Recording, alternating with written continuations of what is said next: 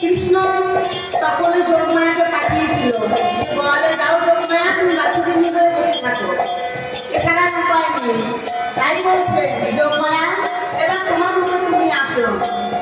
যোগমায়া রূপ ধরিল, মায়া রূপ ধরিল, যোগমায়া রূপ ধরিল, মায়া রূপ ধরিল, যোগমায়া ধরে চলে গেল।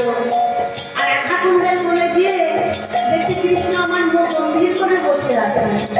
তার রাধারানী যে সেরে গেছে কিন্তু কৃষ্ণ বুঝতে পারেনি, সে তো অন্তরের খবর সবই জানে, সে তবুও সে ধরা দিচ্ছে না। আর তখন কৃষ্ণ বলছে, সুবল, এই সুবল, আমার রাধে আসার না। বলে না রে, রাধে আর আসবে না বলেছে। বলে কেন? বলে চন্দ্রাবলীর কুঞ্জে তুমি কালকে যখন গেছিলে, চন্দ্রাবলীর কুঞ্জে গেছিলে, তোমার কি মনে আছে? রাধারানী বলেছে যে চন্দ্রাবলীর কুঞ্জে গেছিল, চন্দ্রাবলীর কুঞ্জেই যেন যায়। কৃষ্ণ, আমি ওর সঙ্গে দেখা করবো না।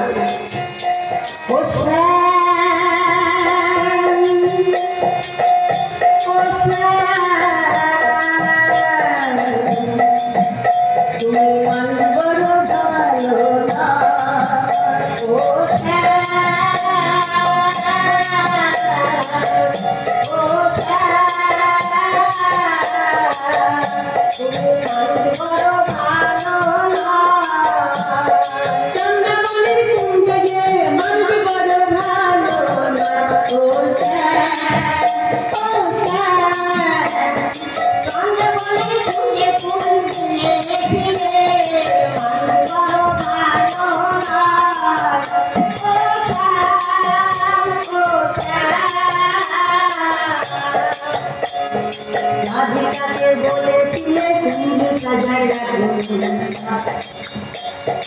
রাধিকাকে বলে গেলে কুঞ্জ সাজিয়ে রাখো।